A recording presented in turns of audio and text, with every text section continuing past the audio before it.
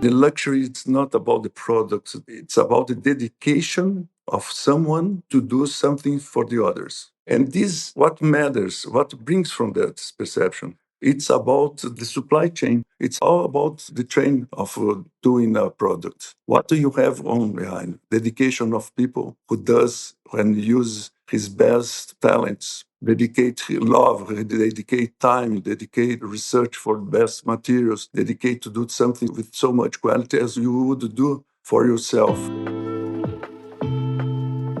Imagine a doctor who trades his stethoscope for a sewing machine, who climbs the Andes, makes his own jacket by hand, and somewhere between the altitude and the ice decides, this is what I want to build. That man is Oskar Metsavaht, and what he built is Osklen, a brand born in 1989 from a tiny store in Búzios, a beach town in Rio de Janeiro that became one of the most forward-thinking fashion label in the world. Osklen didn't wait for sustainability to become a buzzword. They were working with Amazonian pirarucu fish, organic cotton, and recycled polyester before most brands have even heard the word ESG. They built the Institute E, a nonprofit dedicated to proving that beauty and responsibility are not opposites. They have increased the income of over 1,000 riverside communities in the Amazon. They made a sneaker sole from natural latex, tapped directly from the forest. This year, Oskar signed the uniforms from Brazil's delegation at the Winter Olympics in a collaboration with the Italian Moncler. This is Fashion Label Brazil, Season 3, brought to you through the partnership between ABEST and ApexBrasil, with a simple but ambitious mission to bring Brazilian fashion to the world's best stores, buyers, and conversations. I'm Ale Farah, and my guest is the doctor, alpinist, artist, activist, CEO, and one of Brazil's most iconic fashion voices, Oskar Metsavaht. Welcome. Ale, it's a pleasure to be here in this podcast that you're doing with ABEST, our Brazilian Designers Association. Oskar, you climbed mountains, and somewhere in the ends, a fashion brand was born. Tell us what actually happened. I was educated in a family, or perhaps my talent. I was an aesthetic and artist since young. And also, as a physician, I specialized in orthopedy and sports medicine. I was during my residency as a physician, I was invited to be a part of a research at an expedition into the Andes, to the Aconcagua Mountain, the highest peak in the Americas. You know, I'm a surfer, I was a skateboarder, but in that time I began doing climbing. And in the team, I was chosen to take care of our health, of course, as a physician. And as in Brazil, in the 80s, of course, we didn't have any technical clothing for high altitude mountains. And so it was hard to get outside as we didn't have so much money for this expedition. And then using my knowledge in biophysics, what I mean, ergonomy, biophysics, anatomy, the movement of the human body, because it was what I was studying as a physician. I created this jacket, the whole suit, thinking in the movement of the body, the needs of transpiration, breathability, and of course, isothermic layer that would protect from the cold. Because we got that 30 degrees Celsius below zero in one storm that we had there at 5,000 meters high. And I did our jackets, our clothing, and it worked very well during the expedition. We were all, even I, of course, we are surprised with that. International climbers that were at the mountain also liked that. The first thing that would come for them, it was the aesthetics. the aesthetics became good. I had to choose the colors, etc., the combination of the colors. This expedition was on television, at a documentary television in Brazil, and I became quite a famous young climber in that moment. Just after that, I went to the Alps in the Andes. I was invited to climb the Mont Blanc in France. And on the same time, I went to Paris to do part of my study and sports medicine at Institut National du Sport in Paris. Living in Paris with my sister, who was an artist painter, she was doing her master in Sorbonne. I had the chance to live with her and learn much more about the art. My family had a good relationship with Jean-Louis Lesage, Le Baudrier, and I had chance to be there in his atelier, in his fashion studio. For the first time, I could see what was an atelier, a fashion studio. As an internship or just to visit? Now, with the expenses, Oh. because as we live in Versailles, we should take the train every day. And my sister, she was in Sorbonne, I was in Institut National du Sport, and sometimes we didn't have our schedule on the same time. So what we used to do, to go to his atelier, that was in the Opera in Paris, and stay there waiting one for the other. And being part of the family, I could sit around to watch Baudrillard's working, that art, that high fashion or haute couture. And I loved that. That I think was something that, together with my photograph and my filming from the expeditions, did bring me closer to art and to understand the fashion much more than this creativity. So when I came back to Brazil, working as a physician already, I had the desire to show to my friends, to everybody, the jackets I have created and also the photographs and filming for my expeditions. It was, I would say, a mix of my National Geographic desire of being adventures together with this touch of the fashion and the desire to express, to show my photograph, my filming, and the jackets I had done. And of course, as a young physician, we didn't have any money. But the few money I had, I opened a space in Búzios. It's a beach resort close to Rio de Janeiro, where is a cosmopolitan place where there are many sportists like me, people that travel around the world to ski, to windsurf, to surf, snowboard, etc. And I could share with them not the brand, not only my work, but a kind of a lifestyle that I like it, a more cosmopolitan way. I can be in Búzios, in Rio de Janeiro, and preparing my luggage to travel next week to the Himalayas, to Alaska, to Indonesia, to Maldives. By the way, passing through after this trip in a fashion week in Paris to complete, visiting some galleries and museums. So I think I didn't create a brand. I think I create a segment of a lifestyle, not a segment. Through the brand, I could express a kind of lifestyle from Brazil, from Rio de Janeiro, that's universal and cosmopolitan, as we actually all are. So when did you realize the people wanted the clothes? Before the store in Búzios or during the expedition? When was that? Because before there wasn't any brand. I did the jackets, didn't have any brand. It was not in my mind to be a designer. I was an amateur artist and a doctor, a physician, just beginning my work back in Brazil. But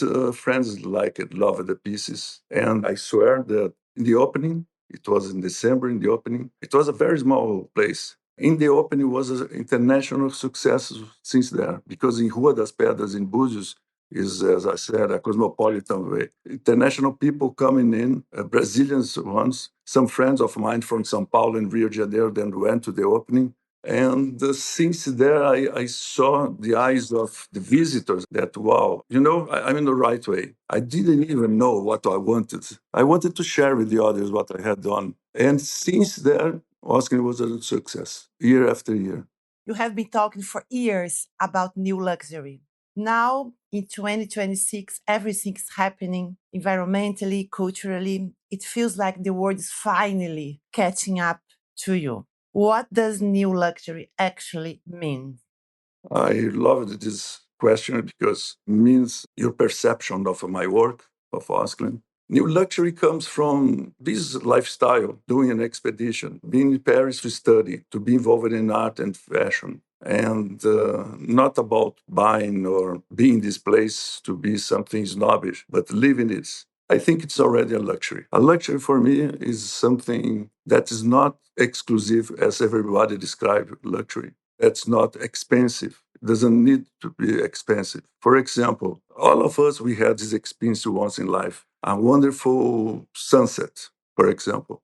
You said for yourself, wow, this is luxury. This is great. What I mean, the luxury, it's not about the products, it's about the dedication of someone to do something for the others. And this, what matters, what brings from that perception. It's about the supply chain. It's all about the chain of doing a product. What do you have on behind? Dedication of people who does and use his best talents, dedicate love, dedicate time, dedicate research for best materials, dedicate to do something with so much quality as you would do for yourself. And when you do something like that, you are being a noble person because the most interesting thing of the human values is dedication to the other. And luxury, if we see, for example, Monsieur Louis Vuitton, that maybe today we would say, no, it's snobbish, it's a symbol, status, etc., etc.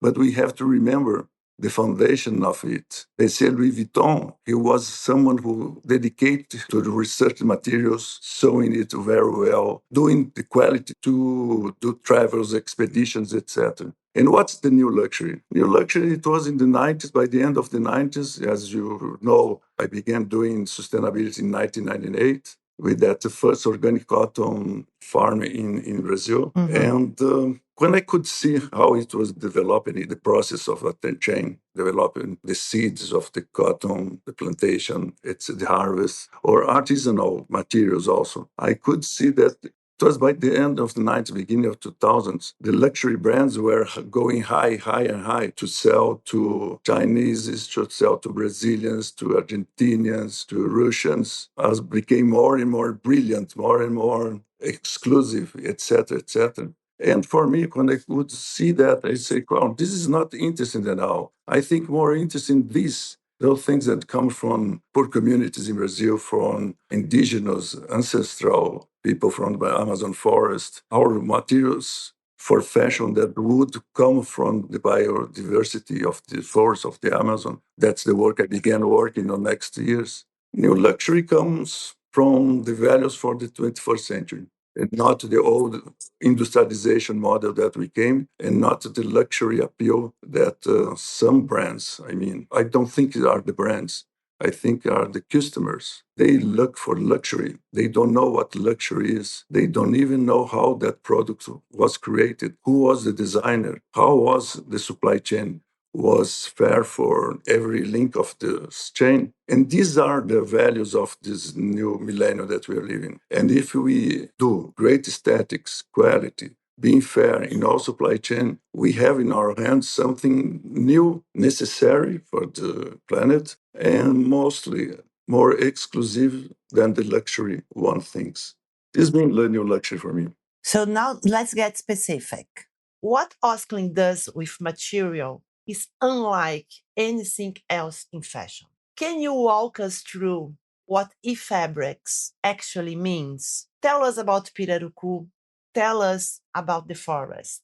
If you see, in 1992 was the most important conference of the UN in Rio de Janeiro. It was the first time that we, society, planet society, talk about sustainable development.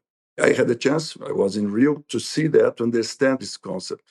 That because I said, well, if I develop something from a sustainable way, this can become profits and utility for society and not exploration of the natural resource. Of course, Osklen was born like almost the same years of Rio, 3 years before, right? In that moment. 2 years, because it was December. Yes. Oh. And in 1994, a group of biologists from Botanic Garden in Rio, friends of mine, they asked me to do their clothing for their expedition in the Amazon forest. I said, yes, okay, great. I love doing that, etc., etc. And they invited me if I would like to participate with them because they knew about my expeditions, but never in a forest. And I went with them. 1994, when I got there, I could see the beauty, the hugeness of our biodiversity in that place. and also the richness of our ancestral cultures. So, with that in mind, a designer, an artist, an entrepreneur,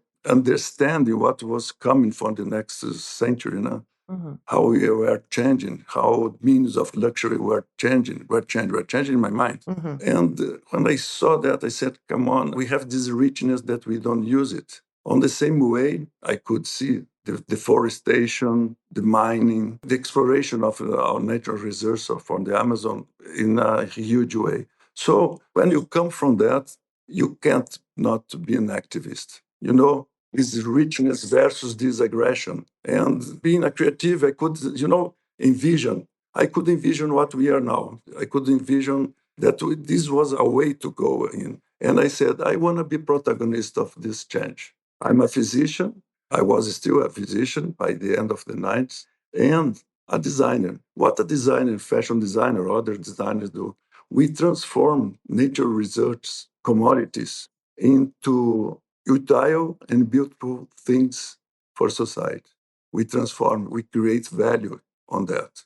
And if we create value on that, creating together a sustainable way, social impact, environmental sustainable way to the supply chain, we are doing something new. And then you asked me about the pirarucu fish skin leather. I had a chance once to see that in Norway they used to do some accessories with salmon skin. And that I say, as everybody gets surprised when we talk about fish leather, fish skin, as using in fashion, etc., in accessories. We all get surprised about that. And I went to read, and of course, the Eskimos in North Pole, they used to use skins to protect themselves, and they used to use also fish skin to do some accessories for them. When I came there, I said, wow, this is super cool, sustainable, because you used to nurture, and instead of throwing away the skin, you utilize it. It's a kind of upcycle on the product. And I came and said, wow, this is great. I was thinking about our Atlantic Ocean fishes in our shore. Brazil is huge, has a huge shore. And we tried some fishes from saltwater, it didn't work. And we tried some other fishes, and someone told me about the pirarucu fish skin. And then I went with Fernando, who is the founder of Nova Cairu, a friend of mine. He had a small cannery, and we went to the Marajo Island in Pará, near Belém, in a fish pirarucu farm that they had there by IBAMA. IBAMA is our environmental department in the state. A sustainable project to produce the meat. And they used to throw away, of course, the skin. When we saw the skin, because I had only seen photographs, I said, wow, it's wonderful. This is great. And that began. We took years to develop it because can you imagine to protect the skin in a place when you don't have electricity energy to keep it frozen? It's far away from São Paulo, Rio de Janeiro, where the industries for factory, for accessories are, and the tanning. The industry didn't know how to tanning. And Fernando and his partners developed a process that became, and Osklen was the laboratory, not only for the fishing, but for the latex from the Amazon, the Utah from the Amazon, and other materials that we have developed along those 30 years to the Brazilian and international fashion industry. Osklen is a laboratory. Osklen is my little atelier. Osklen is where I can express how I see the world, how I live it, how my friends live, how people live, where I'm inspiring myself. Even living in Rio de Janeiro, that's a cosmopolitan city, close to nature, but seeing it universally. And the fish skin, when I saw the fish skin, the first tests, I said, wow, it looks like the exotic luxury skins that we in fashion use for long, long centuries. They are wonderful, but they come from a not sustainable way. Most of those animals are in part of close to extinction, as we know. When I saw that on the fish skin pirarucu, I said, wow, it has the texture, it has a great quality. It has elements that come from the nature, like the luxury ones, but in a sustainable way. And most important for me as a Brazilian, I'd say, coming from the Amazon forest. It's a forest, it's a region of the planet that needs our help, help for any professional in any segment anything we can do, therefore, to develop and bring more work in a sustainable way and that cause economic and social impact there, it's important. This was the way, as a designer, as a creator, how I became an activist to help to keep the forests alive. The success of the Pirarucu fish skin, that my vision was, and did it happen? It's going on, I believe. My vision was that the Pirarucu fish skin bags, accessories, would be the symbol, the icon, the point of the arrow of the Brazilian luxury, because it comes from social impact and environmental development in the Amazon forest. Yeah. It carries through my work. Some other brands designers use our project now already, the Pirarucu fish skin. Yeah, a lot of them. Kiki always, everyone. Yeah. Yes, Ricky was one of the first. And what I mean, I said this is the icon of the new luxury, and it's the icon from Brazilian luxury. It's already in many museums. It's in an FIT museum. It's in the Design Museum of Melbourne, Australia. And most important, I would say, and that helped to bring this context that I think about an icon, the Victoria and Albert Museum in London, they exhibit one of my bags as a symbol of the new luxury on the 21st century. I think it was in the exhibition from nature to something. Yeah, I think so. Yeah. Because I didn't know that they had my bag. I didn't know. They never talked to us. It was a friend who was in London, went there, saw it, and sent me a picture. Then we made contact to them. And now it's part of the collection of the museum. And it's the only Brazilian design at the museum till now. Wow. So, during the conference of the G20 leaders of the planet in Rio de Janeiro 2 years ago, the Brazilian government gave as a gift present to the other leaders and their wives a purse for the women and a bag for the leaders. Prince Williams was in the Earth Prize last year. He asked a friend here to buy one bag of the fashion. So, can you imagine from that trip in 2004, I went to the Marajó Island in the Amazon to see the fish, to all this journey to get at the Victoria and Albert Museum. It's a great process. It's a way, an example that we can bring value, this new luxury perception from products and services that comes from the Amazon forest and the other biomes in Brazil, and of course, many other cultures in the world. Yeah, and it started the conversation. I mean, it changed the lives of thousands of people there in Amazon, right? Oscar, let's talk about Osklen in 2026. What's the chapter? What are you building now? I think as anybody who works on the fashion industry or in the other segments around, we can't envision so far and even so short in the way the planet is now. Everything is in high speed and everything with some values of what we were thinking about this new millennium, about peace and love, sustainability, etc., with technology. We are living in a kind of chaos. In the chaos, you have opportunity to create, to recreate yourself. For Osklen 2026 or for the fashion industry, I think that less is better. Luxury is less. It's education, culture. I think we don't need to popularize the consumption of fashion. We have to popularize the culture of fashion because all of us, we have to understand we don't need so many pieces, we don't need so many things. Fashion is about much more individual style, and who knows the culture of fashion, knows the value behind, knows the designers, knows the brands, knows the history, knows who's involved around not only the production of the products, but mostly about the culture of the fashion, like you, a journalist. We have to educate ourselves to consume less and less. Of course, it's a business. We want to sell more and more. But the way I'm following, getting into more luxury we can get. Sustainable, but quality, universal language, originality are the main pillars for that. Being original from some culture or your own culture depends of the brand. We need quality, we need sustainability, we need great design, we need culture, fashion, everything together to go to a next step. So this year you did with Moncler the uniforms for the Winter Olympics.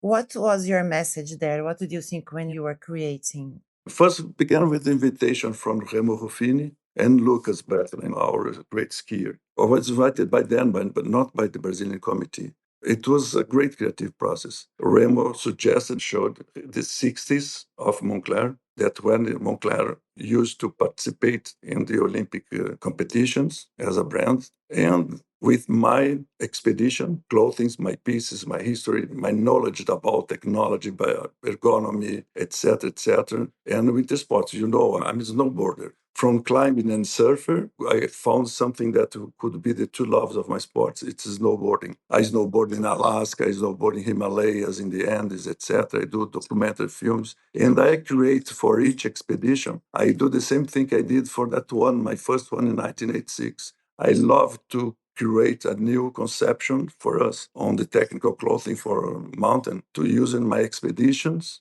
through the video photography films that we do. I share with the audience my experience and also my collection of technical clothing. So with those materials together, we created the custom, I would say, of our team. What I wanted with that, for me, it's not a performance, but it's a show. And why the white? Nobody wanted the white before, but where it came from then. First of all, the white is the color of a paper. When you have a white paper and you begin to do a design, or it's a white canvas where you begin with your colors coming on, or it's a mountain where you design your style in the mountain when you go through with the skis or with the snowboard. So I said the white is the canvas of this competition. It's about winter sports. And I didn't want to bring Brazil getting into the show, the opening ceremony, being something, I would say, a stereotype of Brazil. And coming there with our great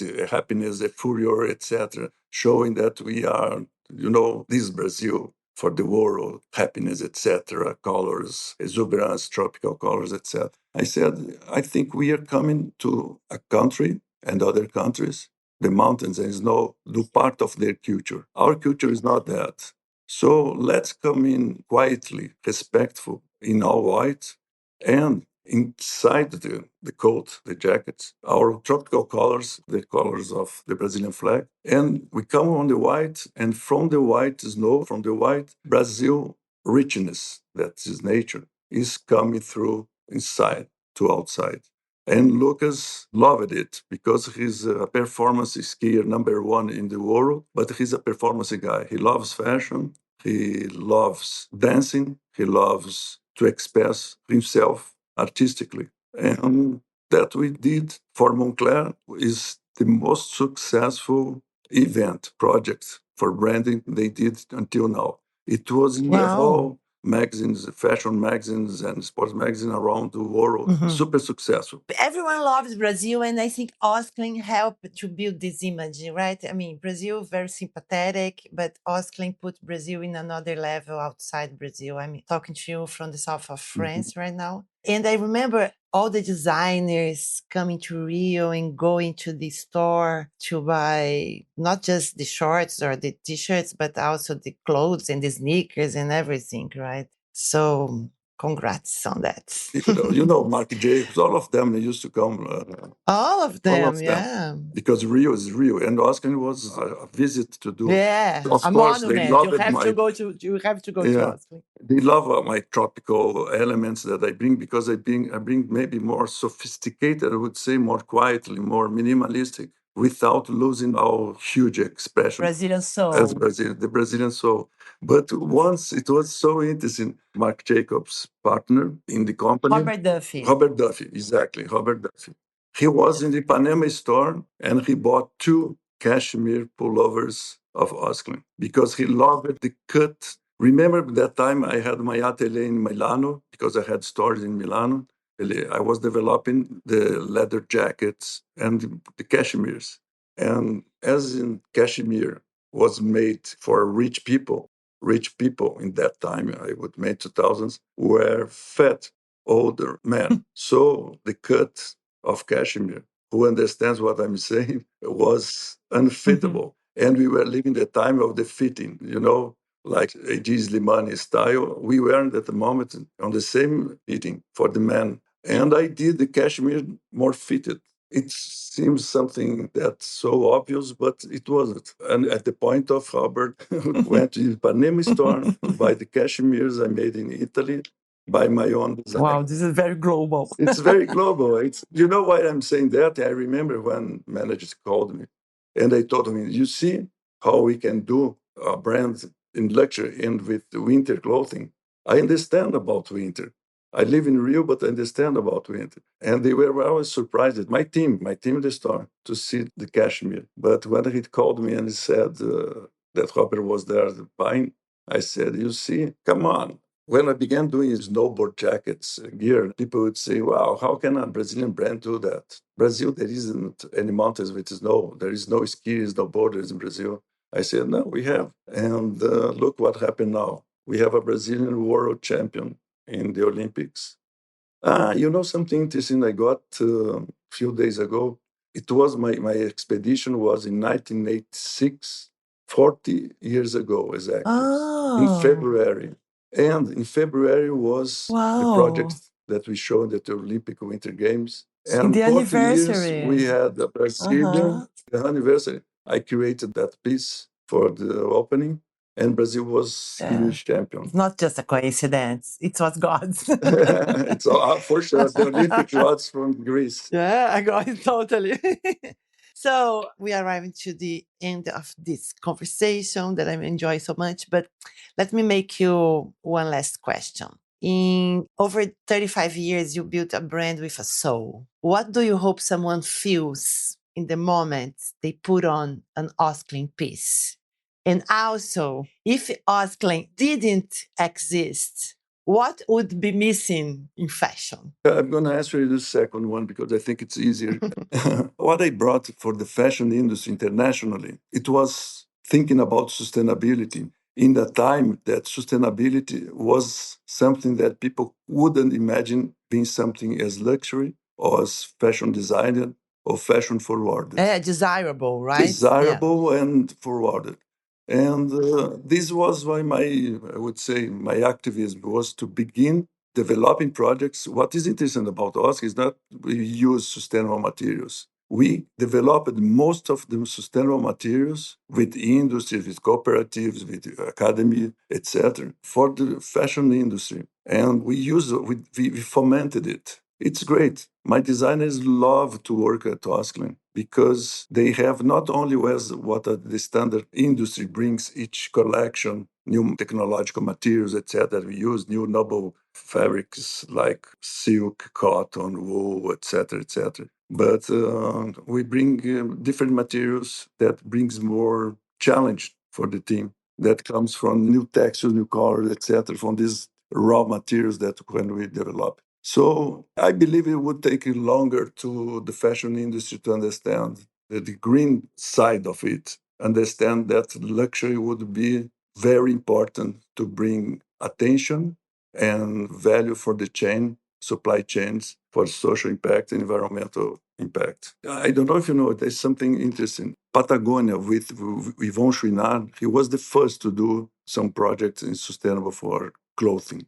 In 1992, he did the polyester, recycling the polyester they use on the fleece, their coat fleece. Second, it's who is recognized nowadays is Osklen with me, with the organic cotton in Brazil. And the third is Stella McCartney, Stella in 2004, with the veganism that she brought in. We are considered the three pioneers because we began at that time as some other designs, some other brands, but the other ones did some projects and it stopped doing, they didn't keep. And we are consistent till now. I didn't know that. I mean, I know the story of all of you, three of you, but I didn't know. Yeah, totally. Yeah. Because a lot of people does something, then give up, and then Yes. you are striving. Yeah. Exactly. And we are living a transition of the planet, transition not only the fashion industry, transition in many aspects. We are not going to change 200 years of industrial revolution to our own revolution in 1, 2, 3. It's already 3 decades since the 90s. It will take longer. That's why I came with the ASAP, ASAP, ASAP. as sustainable as possible, as soon as possible. The first question, what people would feel about wearing Osklen. I think it's freedom, the freedom that you can wear that piece, that look, any place, any moment. Always the thinking of hybrids. Osklen could, since the beginning, be worn by men and women and exchanges and pieces. Osklen is interesting because we always love it to mix the luxury textiles, the classic ones, with those rustic ones from sustainable development and with technological fibers. I think when you wear Osklen, you are wearing a Brazil that's genuine and sophisticated, that resembles how we Brazilians are universal, but living in Brazil. I think through many aspects of the culture, like music, dance, cinema, literature, theater, a way of expression of our culture, fashion is the same. And I think Osklen is one of the protagonists of showing a sophisticated Brazilian, but not snobbish in our way, in the Brazilian way, in the simple way, where sophistication comes from simplicity. Yeah. I think is that. So I'm very glad to talk to you again. And I mean, knowing more details about this beautiful history that you have. Thank you so much for everything that you do for fashion and for Brazil and for us. And I wish you great success, more and more, even more. Thank you. Thank you very much. Thank you. And that's a wrap for this episode of Fashion Label Brazil. Today, we had the privilege of talking to one of the most influential voices in Brazilian fashion. Oskar Metsavaht reminds us that fashion can go far beyond clothing. It can be a platform for culture, innovation, sustainability, and meaningful change. His journey shows that building a global brand starts with a clear vision and authenticity. Oskar, thank you so much for sharing your time, your experience, and your values with us. And thank you for listening. This podcast is brought to you by ABEST and ApexBrasil. I'm Ale Farah, and I see you in the next episode of Fashion Label Brazil.